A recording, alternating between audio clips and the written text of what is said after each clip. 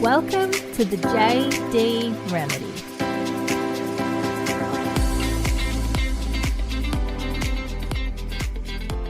Hi, my little love buckets. Welcome back to another episode of the JD Remedy. I am so excited to have you back this week.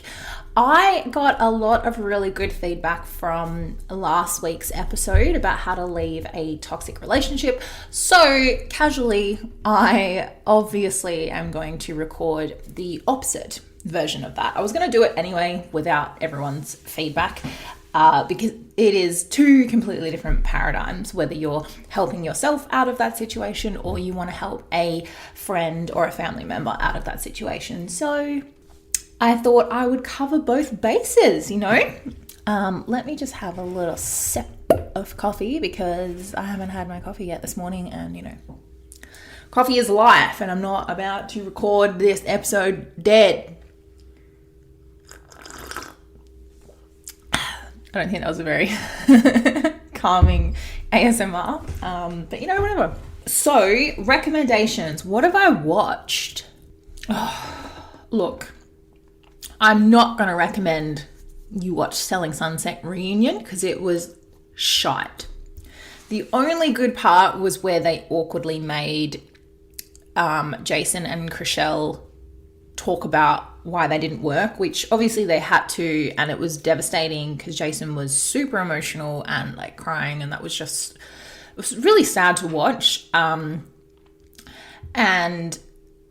it was really, really beautiful because I think I take my hat off to him. He's in love with her and he could have kept dating her because he's in love with her and he wanted to be with her and strung her along. But it takes a certain kind of man to say, no, I don't want children, but you do. So you go fall in love with someone else and you live your best life and I'll watch. It takes a certain kind of man to do that. So I thought what he did was super admirable, but obviously that's super devastating for Chrishell because I'm not sure obviously if they had that conversation from the beginning, but that's a huge decision. I've been in that situation before in a relationship. That's just a no-brainer. You have to decide on the big things together. And if you don't want the same big things, then there's really no point. And to walk away from a relationship that they were both so happy and in love would have been devastating, as you could see from their awkward emotional encounter on the screen. But other than that, it was shit. There's no drama because all of them there are friends. Obviously Christine wasn't there, so there was no drama. And I was comparing it to the Real Housewives that I always watch, the reunion special where they just scream at each other the whole time and it's super entertaining. They obviously can't do that because they're not friends. They work together and their bosses are there. So it's not going to be this dramatic screaming match that it always is on Real Housewives of Beverly Hills. So I don't know why they wanted a reunion randomly after this season and not any others. Whether that means they're not having another season and they need to wrap up some stuff, or I don't know, maybe there's going to be too much of a break in between and they obviously have to get on with their lives. I really don't know. I don't understand. But it almost felt like they had to talk about interesting stuff, because it was just boring. It was really boring. But yeah, I don't recommend that. Anyway, I don't recommend that. So watch anything else other than that. Yeah, considering how huge the show is, the reunion was just shit. I just don't think the reunion is their thing. Obviously the housewives are used to it. But yeah, it's awkward enough talking about your private life in a show, but then having to come on a reunion and get interviewed. Interviewed is very different, I think, to them just going about their daily lives and the cameras being there. So I think it was a little bit awkward for a lot of them. A lot of them were yeah. Anyway, yeah, let's move on. I have been so busy. Normally I'm super active on my socials, but I haven't been as much and I apologize, but I don't apologize because I've been head buried in this new mastermind 6-month mentoring program that I purchased. I'm learning so much. I'm doing so much work every night, my choice. just the ball is a rolling. Like the momentum is there. I'm super motivated. I'm so excited. It's a little tricky sometimes because I get overwhelmed with like big business stuff that I don't know about, like contracts and payment systems and all this shit. And normally if I'm by myself, I would just give up and say this is too fucking hard and like throw my laptop across the room. But because I have this program and this group of women, we're allowed to jump on the live calls every day and be like, help, like I'm drowning, or hey, what do I do with this? And then they just kick you back in the right direction. So that's been super helpful to keep me on track and accountable and just feel supported. I haven't felt like this in a really long time through business. So it's incredible. Why are my cats scratching at the door? Hey, let's get into today's episode. But first, coffee. So I think what we have to appreciate is you have different types of friends, and trying to support a friend that's going through a toxic relationship can be very tricky. And it's important to know that I don't feel like you should have to change who you are to tell that friend who's going through the toxic relationship what they want to hear. You are valuable as a friend exactly the way you are. It comes with detriment sometimes because the friend that is in the toxic relationship obviously is not of sound mind. You know, their mental health is deteriorating, their self-worth is deteriorating, they're attached to this abuser, you know, the lot of it. So they may lash out, they may tell you you're wrong, I don't want your opinion, you know, all valid. But just try not to take anything to heart. I have seen girls lose friendships, unfortunately. It's just, that's what the abuser wants as well, right? Separation, isolation for this person that's in the thick of it. But I think it's important to know that each of your friends will bring something different to you in terms of support. You will have a friend that is 100% on your side, like fuck, obviously we're all on the friend side, but just the way that it comes across aggressive, maybe like fuck that guy, he's a piece of shit, you should break up with him, why are you still with him? Like they don't quite understand why, they just see you in pain and they no longer want you to suffer, so their reaction is anger and perhaps like frustration and confusion, like why are you still here, why are you putting up with this, just fucking leave, like, you know, that type of reaction. You may have a friend that just has no idea how to support you. Like they've never been through this. They don't have any experience, any skills, and just not comfortable maybe around this type of behavior. So you might be that friend. You might be that friend that's like, what the hell do I do? And in that case, I think the best thing you can do is just listen to them. If you really don't know what to do and you don't know how to deal with this, listening is huge. And just love and support, like being with them when they need you, or hugging them, or sending them messages of empowerment and love. Just know that I love you. Just know that I'm here for you. Support and being listened to goes a really, really long way. You don't have to know how to get them out. You don't have to know, you don't have to have an opinion about the relationship. It's just show your friend love and support at that time. I think another friend, which I tend to see myself doing a lot, is thinking the same as the first friend. My thoughts are the same as the first friend, aggression and that guy's a piece of shit and you deserve better. You think that, but you don't say it straight to them in a way that either pushes them away or upsets them further. Because think about your friend that's in a toxic relationship. They're being abused every day. Like they're just exhausted, like just not in the right headspace. And you come at them with more aggression, and you come at them with kind of like telling them what they should be doing right. It can seem overwhelming for that friend. But again, if you're that friend, that's fine. That's a natural reaction. That is 100% warranted reaction. But this is why it's good to have different friends that come from different angles, because you might need that friend at some point that's like telling you he's a piece of shit and you go, yeah, he is, yeah, fuck yeah, I'm gonna leave. Like, you need different friends at different times. You might need the friend that just wants to love and listen to you and support you. And then the third friend might be someone who's a bit more understanding. Maybe they've been there before, level-headed, and they empower you to make your own decisions. I'll support whatever decision you make. Obviously, I believe that you do deserve better and I care about your safety, but what do you want? And you obviously trying to steer them away from them because you don't want them to stay with their abuser. But it's like, you try and help them understand why it's beneficial for them to leave, or how can they leave, and you empower them to make that decision themselves, but you kind of pave the way for them, if that makes sense. I'm trying to give I'll see if I can remember an example just so it's easier. This conversation is obviously, I think, at a different skill level. Especially if you haven't been through it yourself, it can be very difficult to turn your emotions off, because a lot of the time I have to watch myself because I can feel myself starting to like get picky.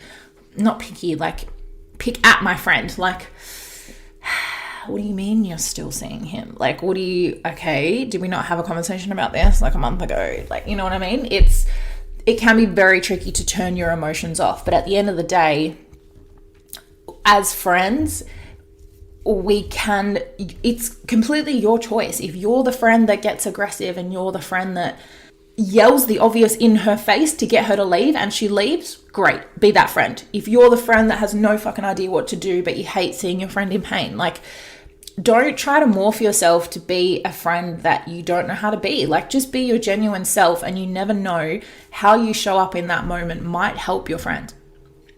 It might be what they need to hear. You know, maybe they don't know how to leave themselves. They're not strong enough. So you could be that aggressive friend. You could be, I say aggression with love, you know what I mean? You're not like abusing your friend. Aggressively persistent about her leaving, right? That's what I mean by aggression. Yeah. You unapologetically be the person that you are for your friend. Just know that it's a ride from the start till the end. It can't be you have a conversation with her once and hope that it sinks in, and if she doesn't leave, you give up on them. That is a huge no-no. I have been very fortunate to have friends that stuck with me through horrendous years of my life, and my relationship was about 3 years long, so that can be taxing. Not only for me, but for my friends. Like, fucking putting up with that shit, you know, and it was through high school, so they saw him a lot. So you have to understand that the only person that can make the decision to leave is your friend. The only person that's going to leave, unfortunately, is the person that's in that horrible situation. So I think, in a way, be the type of friend you want to be and support them how you want to. Just know they need to be able to feel safe enough and trust you enough to come to you, to tell you things, to reach out, to ask for help. So if you're getting mad at them all the time because they're not listening to your advice, maybe they'll stop coming to you for help when they need it. So yes, show aggression, 100%. Like, babe, I'm so sorry you're going through this. Like, it really frustrates me and upsets me because I hate seeing you in pain and I just want you to be safe. Come from that angle. And then I know it's super hard because unfortunately they are in a very toxic, abusive relationship, but they love them. So it comes across to them disrespectful when you're sitting here going, he's a piece of shit. Even though she knows he's a piece of shit, I think in the heat of the moment, that's what I'm saying, catch your emotions, like, bitch about it to the other friends, he's a piece of shit.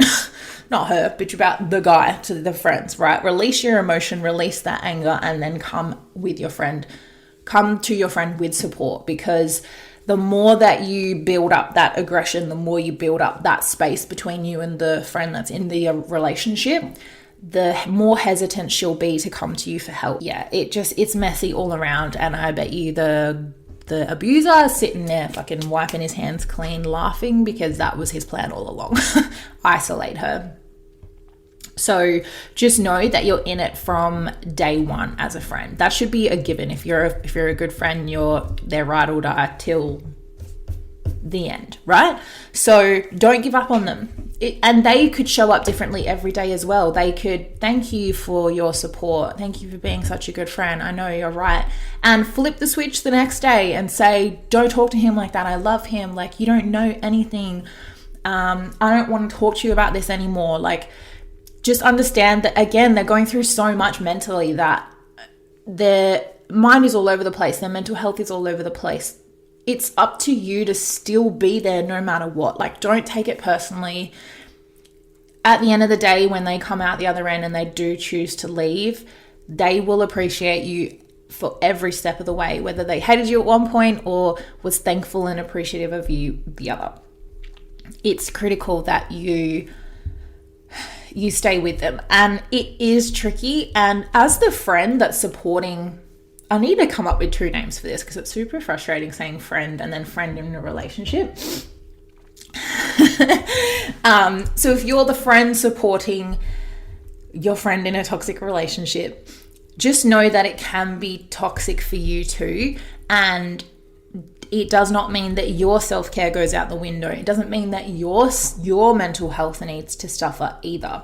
So yes, you're allowed to support your friend, and she's super important and you're there till the end, but you also need to set boundaries.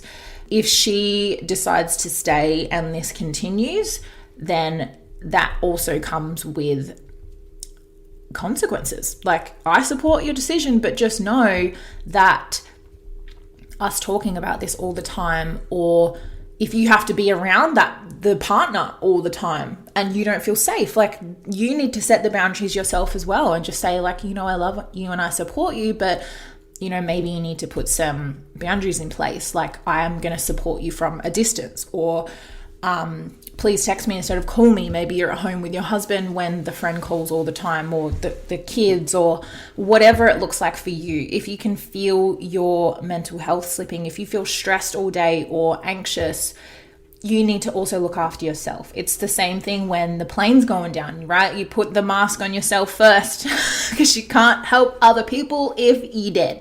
So that was a bit dramatic, but help yourself first so that you are of better sound mind and strong enough to help your friend. Because if you both slip into the patterns, then it's not going to be good for anyone. So make sure that you are comfortable setting boundaries with your friend as well. I think there's a difference between, you'll know when you have a friend that's in a relationship or a toxic relationship, there's patterns, right? And unfortunately, if they're in deep, they don't understand them. And the patterns are, she'll reach out to you. He did this. He said this. He made me feel like this. You empower them to leave. They decide to leave. Yeah, I'm going to say this. I'm going to do it. Thank you. I love you so much. And then the next day, did you do it? No. He told me he loved me and he told me he was sorry. And it's a pattern. And it happens over and over again. So I think, how do you navigate that relationship for her? Do you decide that's not my business anymore? Like, I can only help you so much? Or do you stick it out and just hope that one time it'll happen, right? Do you do resources for her? Do you help give her, Google some helplines or some free legal advice or whatever situation they're in?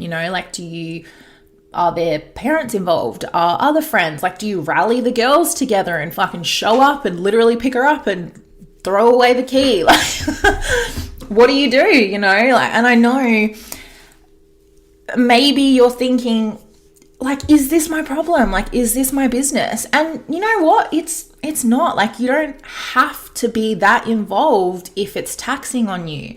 And I know that's hard and it may sound selfish, but it's like, you come first. And if you're at the point where you're like, fuck, I can't be around this behavior anymore, like, you're not in that relationship.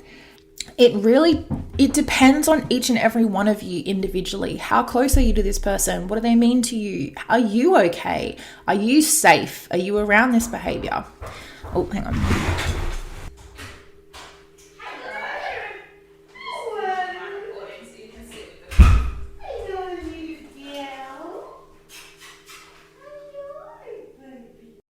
Okay, guys.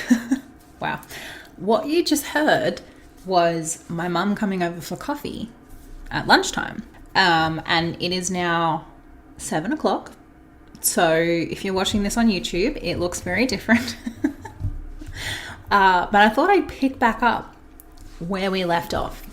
But yeah, I've now got the apartment above me. Someone is showering. So if you can hear background noise, self-care.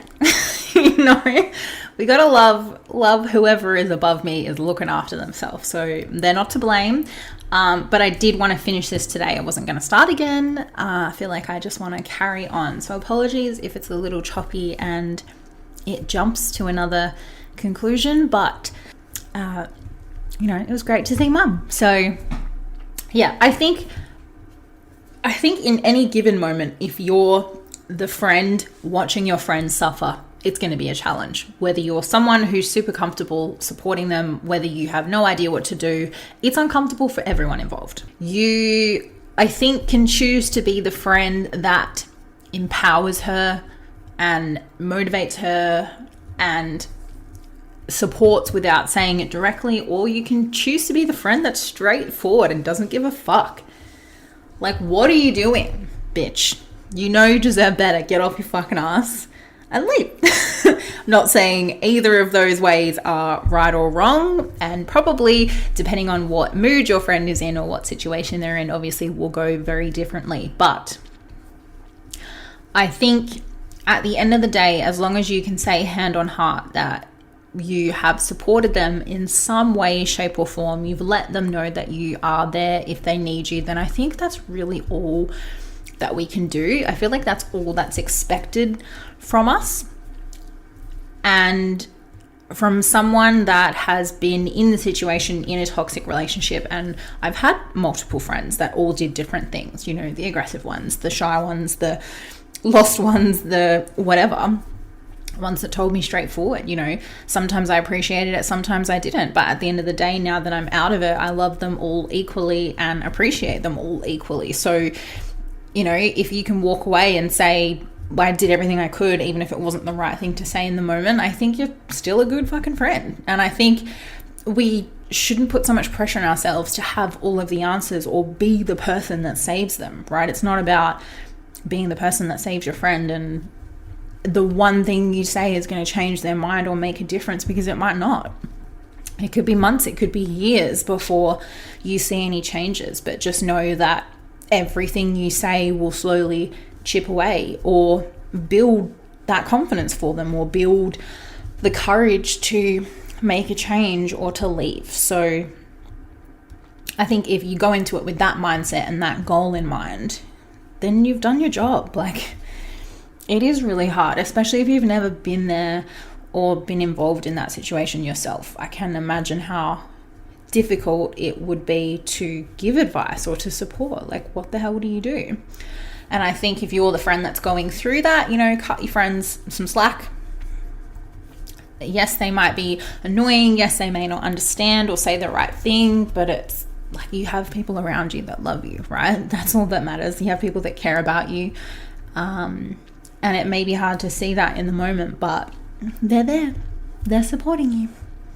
So, yeah. If you guys are listening to this podcast and you have a friend that's in a terrible situation or something, it's just something to think about. What kind of friend are you? Screenshot this episode and post it in our Facebook group, or, you know, put it on your Instagram story and tag me. I want to know, what friend are you? Let me know what genre of friend you are. Are you the aggressive one, the direct one, the shy one, the empowering one? What kind of friend are you to your friends that need it? And own that. Be proud of that. Who cares? Like, you are who you are and you bring value to that girl's life, whether they can see it in the moment or not. So be proud of the type of friend that you are and the support that you give. So I want to know what type of friend you are. Have this discussion with the gals and rally together. I'm going to leave it there for today's very long episode in my mind. It's going to take a long time to export this, guys.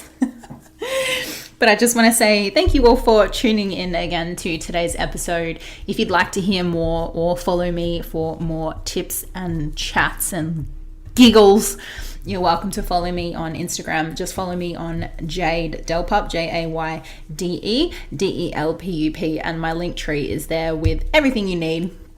This podcast, my YouTube channel, the Facebook group, my business coaching account, and yeah, jump into the Facebook group. Let's have a chat. Let me know which friend you are. Connect. I love hearing from you guys. But until then, I will see you guys next week. Bye.